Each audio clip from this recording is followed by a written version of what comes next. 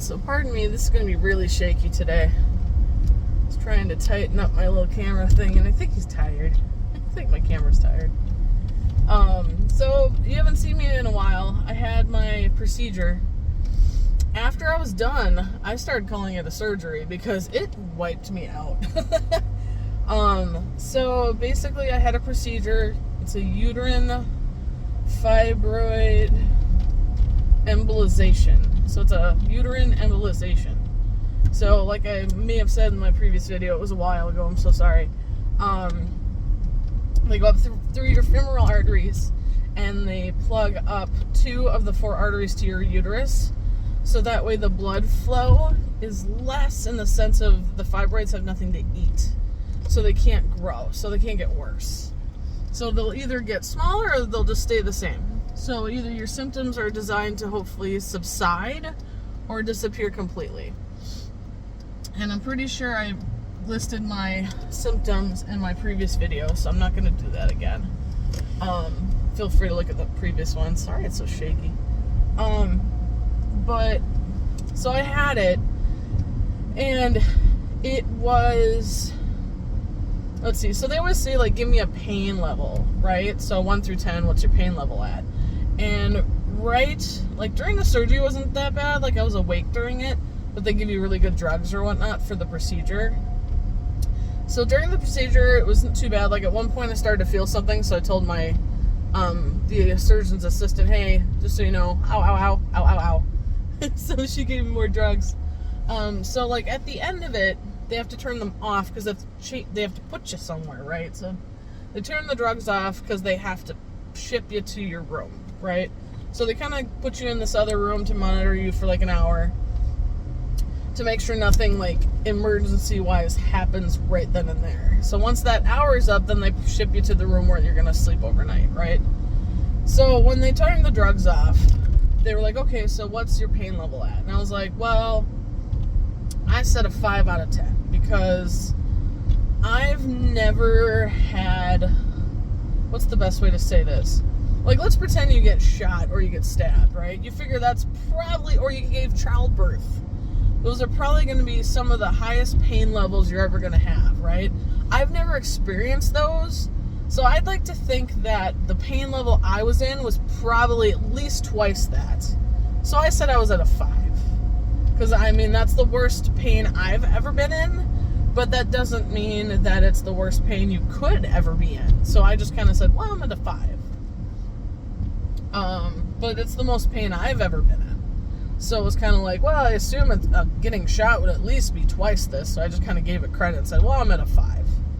So that may or may not have, like, misled my doctors and surgeons and whatnot to think I'm not in pain. I don't know. That's why it's always kind of hard, because they even have, like, the smiley face, like, you know, like, symbolization of what your pain level's at. And it was like, well, I mean, it could be worse. I assume it could be worse. So I still was like, it's a 5. Anyway. So, I don't know. It could have been worse. I just think it could have been worse. But it was definitely authoritative. So when I left the surgeon room or surgery room or whatever they want to call it, I was definitely in pain. So like when I was done, so they actually, I don't know, so before the procedure they put a catheter up you. So that's basically the tube that goes up your urethra where you pee. So that way you don't pee during the procedure. So that was the first time I've ever had that, and that was weird. That was totally weird. And that was probably the most uncomfortable thing beforehand, because they put the tube in, right? And because it wasn't the easiest. This is so graphic. I'm so sorry. So because my pee hole was hard to find, they had to, like, look for it. So they were like stabbing a lot. So it took them a while to find it. So my urethra was kind of pissed off, right? So right when they finally put the tube in, it was mad. Who wouldn't be? You stick something and get slapped in your face. Anyway. So it was agitated, so it burned, right? So it was burning, and that's not a big deal. But because it was burning, it was just like, it was uncomfortable, right? And then because your urethra is not used to having a tube up it, it thinks it has to pee. all the time. So you have this sensation of, I have to pee. And it doesn't go away for like the first like 10, 15 minutes. So you're sitting there going, I feel like I have to pee. And so I asked the lady, I was like, is there pee in the bag? And she's like, yeah, it's working. I said, okay, because I feel like I have to pee. She's like, no, you're peeing, don't worry. And I'm like, okay, because I feel like I have to pee. And it was just like for 10, 15 minutes, just feeling this honest burning sensation and feeling like you constantly have to pee, but no satisfaction that you're done peeing. So it was kind of like, really? Am I peeing? It was so weird. Anyway, so that was weird. That was totally weird, and I didn't like that. That's okay. But then eventually it was awesome because I didn't have to get up to pee, because that, especially when you're in the recovery, it's nice not to get up just to pee. So that was great. So they had that, I think they had that in, I think they took it out the night of, but it was like later. I can't remember now. Shoot. That's awkward. But anyway, they took it out eventually. I really should have done this video earlier because now I've like forgotten some details. But yeah, so that's basically like the peeing part was kind of weird. So once the surgery was over, I was at a 5. So they sent me to my room, and sometimes like if you're on your girlsy menses, like you have cramps, right? And that was part of the reason why I was having this procedure, was because I was having cramps. So after the procedure, of course you have cramps, but because your uterus has been toyed with in one way or another, you feel like you have kind of like this grapefruit-sized bowling ball that's just sitting in your gut, like below your gut, where your menstrues happen in your lower abdomen. Like, so it felt like I had this baseball, this hard baseball, because it was obviously agitated. And so you have this baseball, and because you have like, usually when you get cramps, sometimes you gotta go poo, right? So I was like, I asked the nurse, I was like, is there any way I can get a suppository so I can hopefully relieve some of this like pressure? And I think she knows what I was trying to get at, but it was like, she's like, I think she didn't want to say that's not gonna help you. But she was like, oh, well, we can't do that unless the doctor gives it to you. So it was like, oh, that's unfortunate. But it was like, oh my God, it was such a weird thing to be like, well, if I poop, maybe it won't hurt so bad. So that's what you do when you're on your rag, you know? Anyway, God darn it, this is so awkward.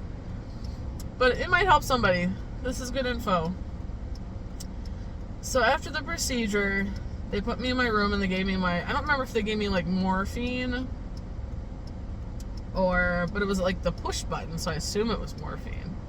So every 10 minutes you could push the button to relieve some of your pain, right? And that worked like a champ. My 5s went down to like 3 and 4, so it was like very tolerable at that point. It was just really uncomfortable. It's like you hurt, but you could still sleep, you know what I mean? And I slept a lot. I slept whenever I could. And whenever I woke up and I was like, hey, I woke up, I pushed the button for more pain meds, because I was like, oh, it's probably been 10 minutes, so boop. Pain meds, wee! So, overnight, I did okay. Like, I was on a liquid diet for the whole hospital stay, so I was a little disappointed by that. But I have to admit, I had the best Jell-O I've ever had. I had Jell-O, and I hate Jell-O, but I had the best Jell-O. It was berry Jell-O, and it was delicious. And here's more TMI. It tasted just as good going down as it did coming up. Because apparently the pain meds, they give you nausea, however you want to say it. So I ate like Jell-O, and I had some lemonade, and I think that was in some water, because I was going to have some of my chicken broth, but I didn't think it was going to go well, so I didn't drink it. And that night I puked, and I was like, poo, that sucks. So that disappointed me. But anyway, the Jell-O was delicious, so that was nice. So at least the barf didn't taste like ass. So that was kind of pleasant. So recommendation for people in the future. It helps. But so then once you go to sleep, and I wake up at like, I think the nurses woke me up about 6 in the morning, right? And they're playing with my, I call it my happy juice. So it comes, it's in a, it's a little pushy thing like IV guy. And they're touching my IV juice, and I'm like, what are you guys doing? And they're like, oh, well, you have to turn off your pain meds. And I said, what now? And they said, yeah, I think it was like 5 or 6 in the morning. They were like, yeah, we're supposed to turn the pain meds off. And it's like in a lockbox because people steal this stuff so much. So it's actually in a lockbox. So one nurse is showing the other nurse how to do that process. So she hasn't done it before. And I said, but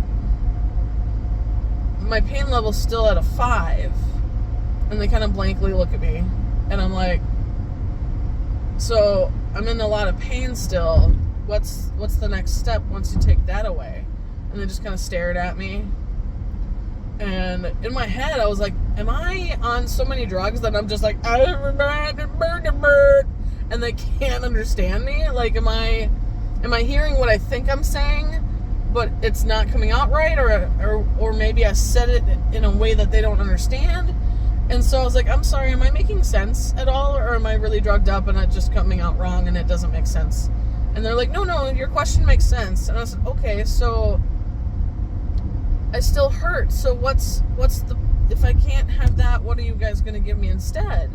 And they're like, oh, we don't know. And I'm like, so again, before you take that away, well, first of all, can I push the button one more time before you take it away? They said yes. So okay, so I clicked the button. I said, now, what do you, can you find out what you're going to give me and when that's coming? Because ow. And they're like, oh, okay. Like, it finally, like, dawned on them what I really needed. I needed answers, like, soon, because I wanted to know when the pain meds were coming, because obviously, yeah, that'd be kind of important information, right? So, I don't know why this was like, they didn't know, they didn't have the answer, so they went over to the computer and looked it up and figured it out. Oh, yeah, you have pain meds coming. This is what you're getting. I think it was, they were giving me like a high dose of ibuprofen, like the 800s, and also they were also giving me oxycodone. So I was gonna get oxy, and I was gonna get, oh man, why am I always on the one with the accident? So oxy and high dose of ibuprofen. So I was like, cool, well that's good, and they also gave me like something that was kind of like, they don't call it a suppository, but it's basically a pill to help you poop, because also you being on these drugs, they also help you not poo. So they gave you, so I went home with like 8 bottles of drugs. So it was like oxy, ibuprofen, the thing that helps you poop, an anti-nausea drug, the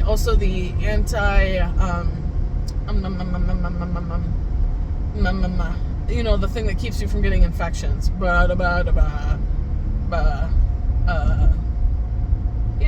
the one with the, you probably know what I'm talking about, but basically it helps you not get an infection. It helps with the brain fart. But I don't know, I think that was like 6. Yeah, there was a lot. So there was like, I had like 7 or 8 bottles that I had to take for a while. Antibiotics. Haha, there it is. I kept thinking antibodies. I'm like, that's not exactly right. But antibiotics. So I had to take the antibiotics for a week, twice a day, and then take the oxy as needed, blah, blah, blah. The first couple days wasn't too bad, because they kind of recommend you take 3 to 5 days off to recover. I ended up taking it took me like a week and a half to recover. And there's some complications with that, I think, because I was also on that weight loss shot. In my previous video, I also mentioned that I'm on a weight loss shot. Well, because there was some complications that I'll put in a different video, I had to stop that shot cold turkey because I couldn't get the prescription filled. And it is kind of, again, designed for people with type 2 diabetes. So I think it kind of messed up with my blood sugar. And when I read it previously, or read later, if you cold turkey stop that weight loss shot, you can get nauseous, you can get you can just have a lot of bad effects. So I think part of my bad recovery rate was because I was so fatigued, and I would get dizzy, and I would have like, so I think it's my blood sugar got weird because I had a cold turkey stop that drug. So I really think that's really what hindered my bounce back. Because the pain-wise, I think I was pain-free a week later. Like, didn't need, I think I stopped taking Oxy by day 4 or 5. And then was just on the ibuprofen. And I don't even think I finished that. So I didn't even finish all my pain meds. So I think the recovery wouldn't have been so slow and weird if my blood sugar had been like, wee! Because I would literally get like so dizzy and exhausted. Like I would do one thing at work. I went to work maybe 5 days after my surgery. So I had my surgery on Friday, and then I think my first day of work is I called bingo on Tuesday, which was a sitting gig, and that was hard as hell. So I had to call off on my bartending gig, which I was hoping that I didn't have to do, but I told my boss I might have to. So I told him like Tuesday morning, and I was like, yeah, this isn't happening. I can't come in the next day. Because I was so tired, and just I felt like I was coming out of COVID, was how tired I was, and how any kind of effort was exhausting. It reminded me of when I was recovering from COVID, the first time, like the real time, but minus the breathing issues. But so then by Thursday I had a pull tab shift, was a morning shift, and like loading games and whatnot, it was exhausting. Like I thought I was gonna pass out. It was so difficult, and that was almost that was what?